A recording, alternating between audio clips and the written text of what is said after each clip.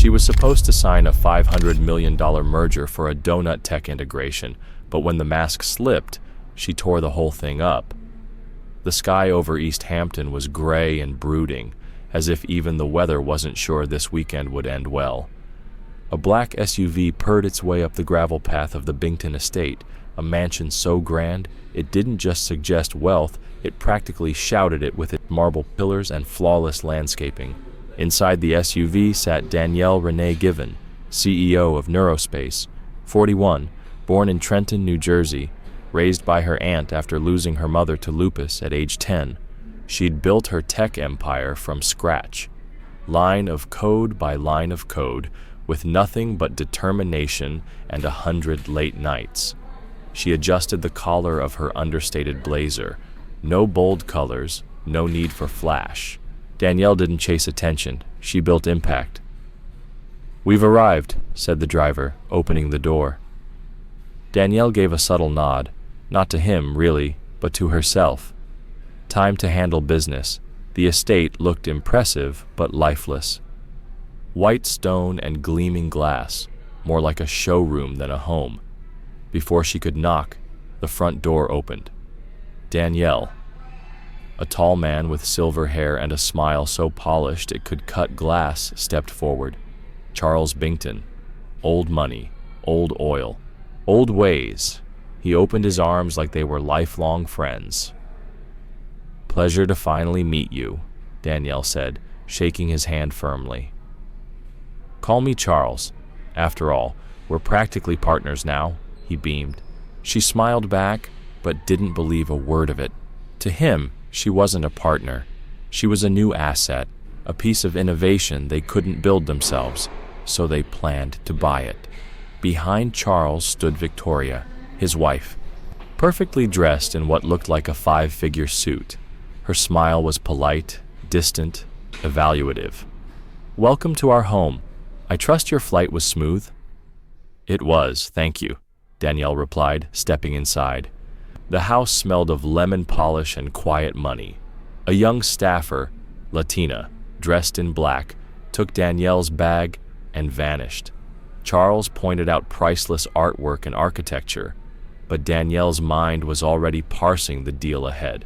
Global reach, $500 million in shares, a dream setup if it was real. But halfway down the hallway, a strange chill touched her, not fear, not doubt, awareness. She was the only black woman in the building, maybe even on the guest list. "Let me show you to your room," Victoria said, motioning to the stairs. "We've placed you in the east wing." Danielle paused. "I thought the other guests were staying in the west?"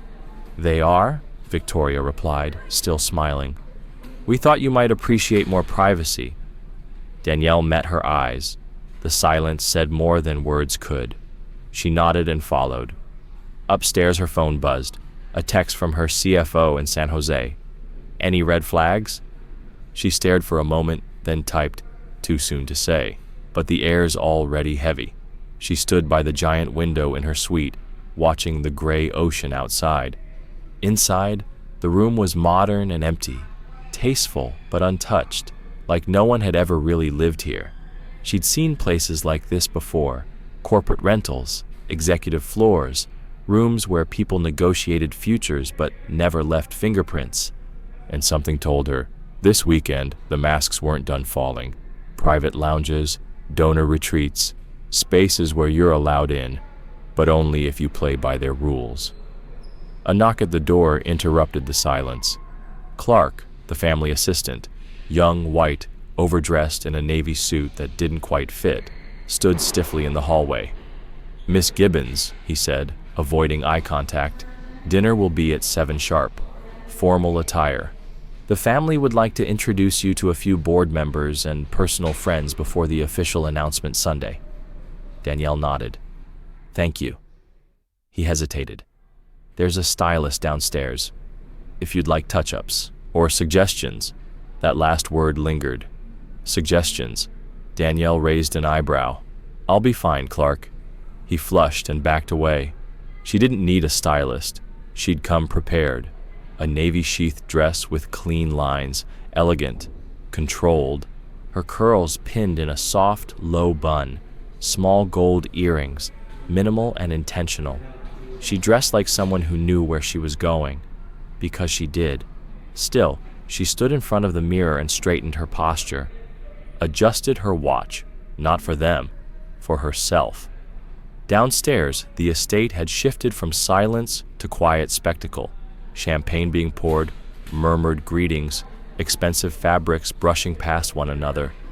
Danielle stepped into the hallway just as another guest emerged, a tall man in a tuxedo and designer sneakers. He gave her a once-over, not impolite, then nodded. "Evening," he said with an old Boston drawl.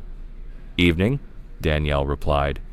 They walked together down to a dining room that looked like a magazine spread, 12-foot ceilings, candlelight, a sea view too perfect to feel real.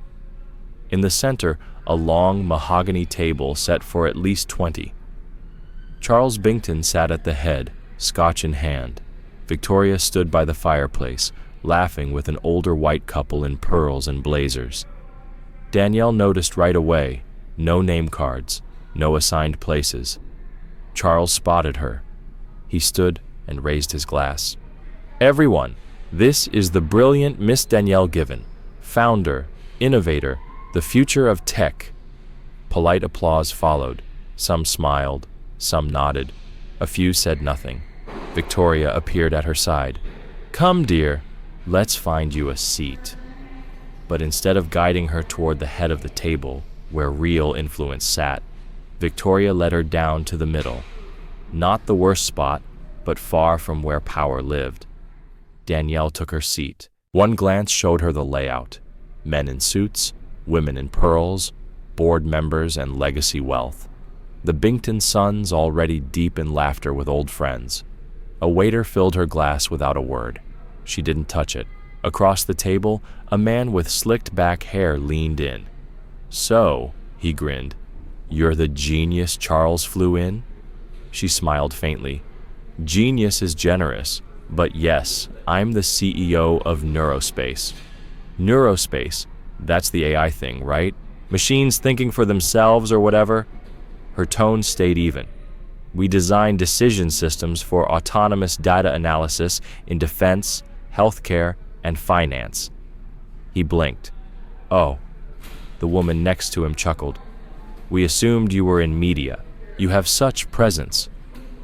Danielle let it hang, then replied smoothly, "I'm sure that was meant kindly." "Of course," the woman said, sipping her wine, eyes elsewhere. Danielle could feel it, the subtle signals. This dinner wasn't about business. It was about placement, reminders. Plates clinked, glasses tapped.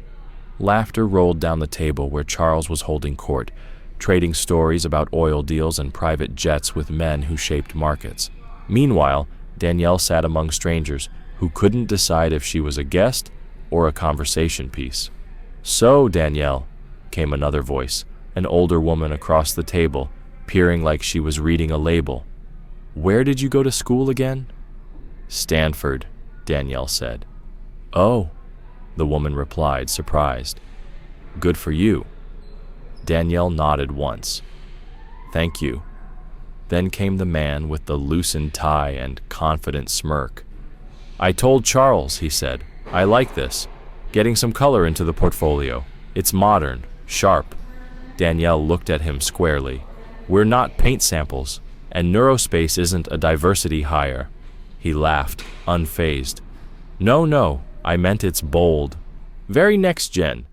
The woman beside him gave a nervous laugh and whispered something.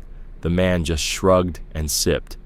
Danielle lifted her glass of water, hands steady, mind sharp. She'd been in rooms like this before.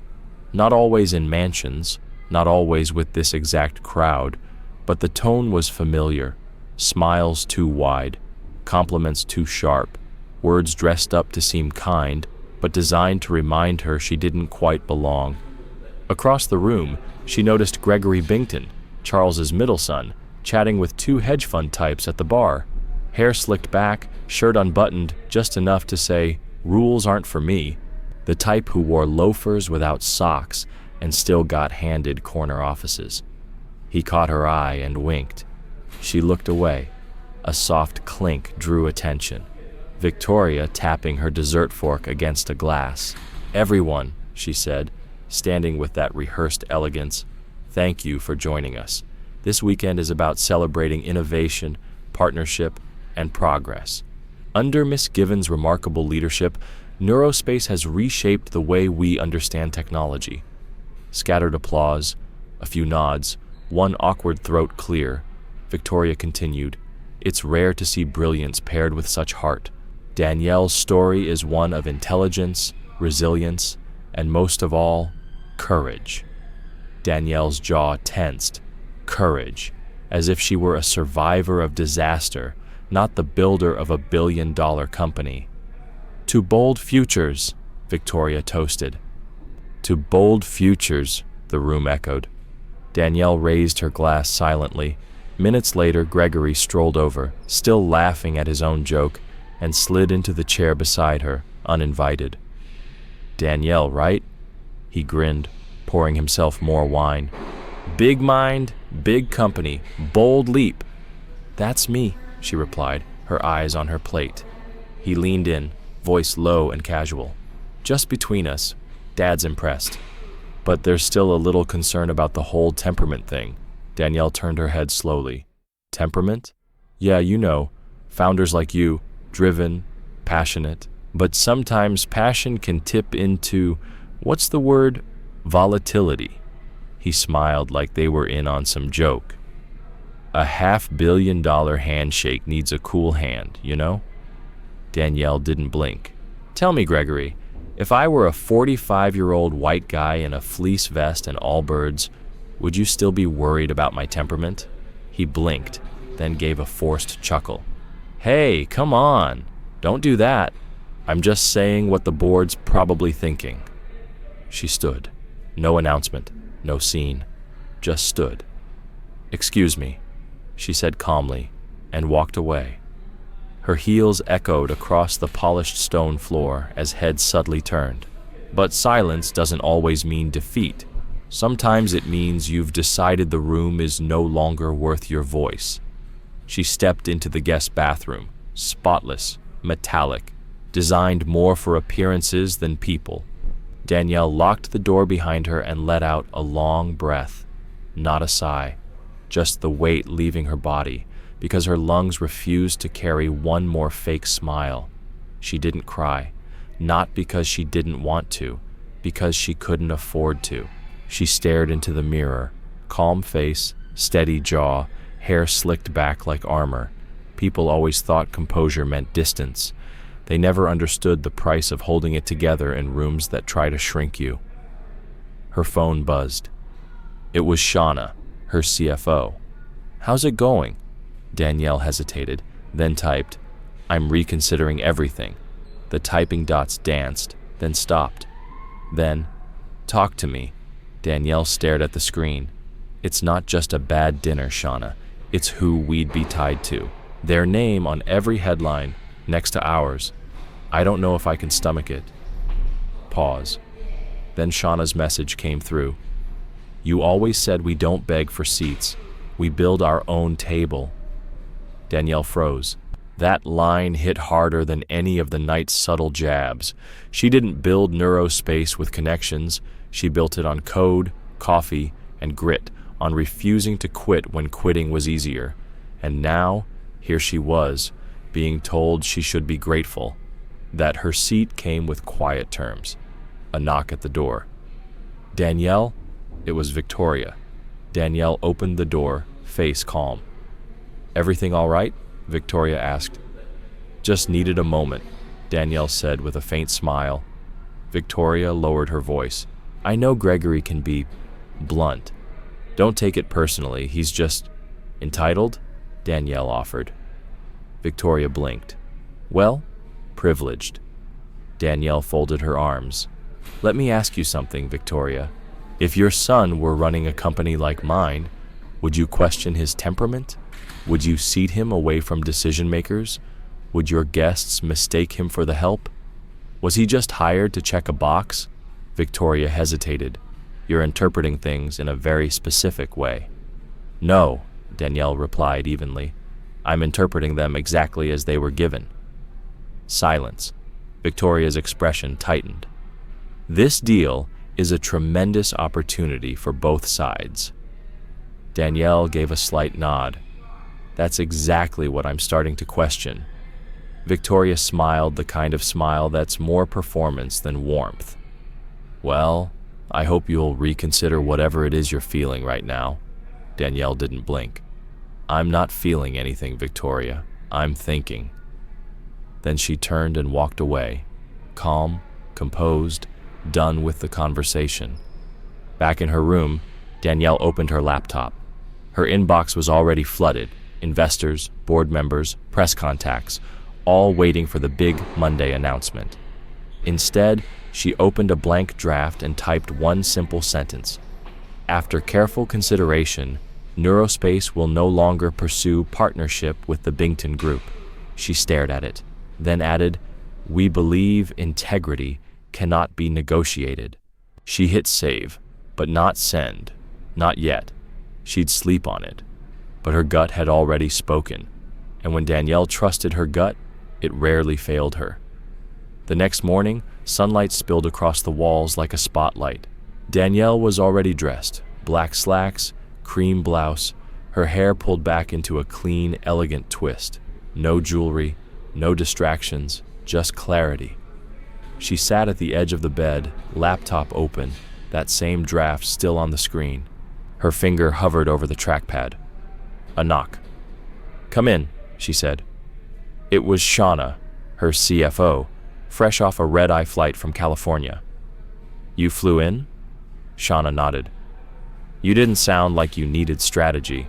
You sounded like you needed backup." Danielle smiled. "Thanks." They sat in silence for a moment. "You really ready to walk away from this?" Shauna asked. Danielle didn't answer right away. She closed the laptop. "I think I already did." Shauna leaned back in the chair by the window. "You know what Wall Street's gonna say. Overreaction, emotional, difficult. They'll try to spin it." Danielle nodded. "Let them." Shauna studied her. "I'm with you, no matter what. Just make sure this isn't about proving anything." Danielle stood and looked out the window. "It's not about proving," she said quietly. "It's about protecting. Neurospace was never just about profit. It was about vision. And they don't see us. They see something shiny they want to manage." Shauna exhaled. "So, what now?" Danielle turned to face her. "We hold the press briefing today. No drama, no finger pointing, just facts." "The board's going to push back," Shauna warned. "I'll answer every question," Danielle said. "But they know me. I don't bluff." Shauna smiled. "You sure you don't want to tell Gregory exactly where to put his father's money?" Danielle chuckled. Tempting. But no. Dignity first. A few hours later, she entered the main salon of the Bington estate. Charles, Victoria, and their legal team were already there, sitting stiffly, pretending the storm hadn't hit yet. "Danielle," Charles said, rising, we need to talk," she said, calmly cutting him off. "I appreciate your hospitality," she began, "but I've decided to withdraw from the merger." Victoria's smile froze. Charles looked stunned. "I'm sorry? I'm withdrawing. Effective immediately." Charles' voice stayed measured, but his face turned red. "Do you realize the capital you're walking away from?" "I do," Danielle said, "and I understand the kind of company we'd become if I accepted it." Victoria tried to intervene. "If this is about Gregory, it's not just about Gregory," Danielle said, her voice gentle but firm. "It's about tone, about how you treat leadership. You don't expect to look like me." Charles stepped in again. "If we offended you..." "You didn't offend me," Danielle said, raising her hand. "You confirmed that this was never a partnership, just a takeover dressed up like collaboration." Silence. She stood. "You can keep the check. Neurospace will be just fine." But those words wouldn't stay in that room. Minutes later, she stood before a plain white backdrop at the East Hampton Community Center. No chandeliers, no estate, just folding chairs, reporters, and the quiet energy of something real about to happen. Shauna stood to the side, managing press. Danielle stepped up to the mic. No teleprompter, just a few note cards in her hand, barely needed. "Thank you for coming," she said, voice steady. "I'll keep this brief." Because clarity doesn't require much time, she looked straight into the cameras. "After deep thought and careful consideration, I've chosen to withdraw Neurospace from the pending merger with the Bington Group." Gasps. Pens scribbled faster. Camera flashes popped like anxious heartbeats. "This decision is final," Danielle continued, her voice unwavering. "And it's not about money or legal logistics. It's about something more vital. Values." The room froze. Neurospace was founded to push the boundaries of human potential, but beyond code and innovation, it was built on something harder to quantify: dignity, vision, and accountability. And I've always believed the culture of a company matters just as much as its product. She turned the card in her hand. "These past 48 hours told me everything I needed to know. A partnership with the Bington Group would compromise the very DNA of what we've built, not because they aren't successful, but because their definition of success was never designed with people like me in mind." Silence. "They invited me to their table, but it was clear from the start. I wasn't meant to lead. I was meant to decorate." A quiet ripple moved through the audience. Danielle didn't flinch. "This isn't personal. It's principle. Neurospace will grow with those who see us fully, not just our projections." Then her gaze locked with the crowd. "To every founder, leader, woman, anyone who's ever been asked to shrink in spaces they earned, you don't have to tolerate disrespect just because the opportunity looks shiny." Someone whispered, "Wow." Danielle finished without drama, just clarity. "We're not in the business of selling out. We're in the business of building up." Applause. It started hesitant, then roared to life. Reporters surged forward, questions flying. "Danielle, what did the Bingtons say? Will Neurospace seek another partner? Aren't you worried about investor fallout?" Danielle raised one hand, smiling faintly. "There'll be time for all of that, but today, it's not about them. It's about us." She stepped away from the mic. Shauna met her at the edge of the stage. "You just lit up the internet," she whispered. Danielle raised an eyebrow. "In a good way?" "Oh, in a very good way." As they walked toward the waiting car, Danielle glanced at her phone. Hundreds of messages. One stood out, from a young founder she didn't know. "Thank you for showing us how to walk away with our heads high." Danielle stared at it for a moment, but the real wave hadn't hit yet. The next 48 hours?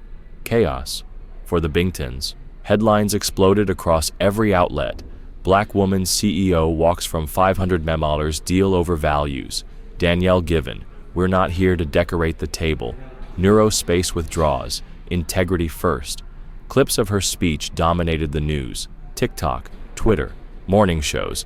Even late-night comedians couldn't resist. And the internet did what it always does, digging up clips of Charles Bington interrupting female execs, Gregory's old tweets, Victoria's quiet speech about preserving legacy at a private gala. One board member stepped down, sponsors pulled from their upcoming fundraiser.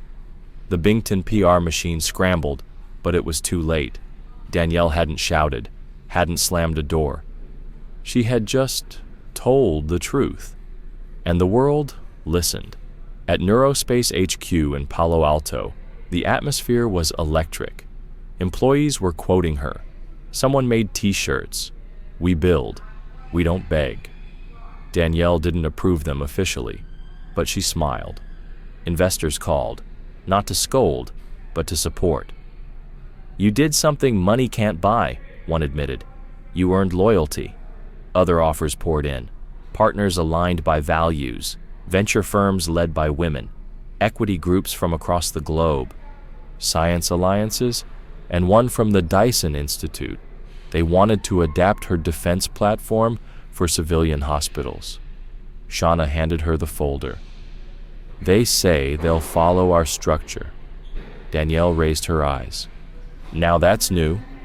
That evening, Danielle sat alone in her office. Lights low, city lights blinking in the distance. Her phone buzzed again. Another message. You didn't just protect your company. You gave us permission to protect ours. She read it twice, then set the phone down. Her thoughts drifted to that long mahogany table where she'd been seated halfway down. They wanted her intellect, not her leadership. But what they didn't understand was her voice was the innovation. She didn't need their table. She was the table. And now the world knew, if you fail to value someone's presence, you'll feel the weight of their absence. Never trade your values for validation. Never silence your purpose for a paycheck. You don't have to shrink to fit in, especially when you've already outgrown the room. If this story moved you, share it with someone who needs the reminder. You're not just welcome at the table, you can build your own.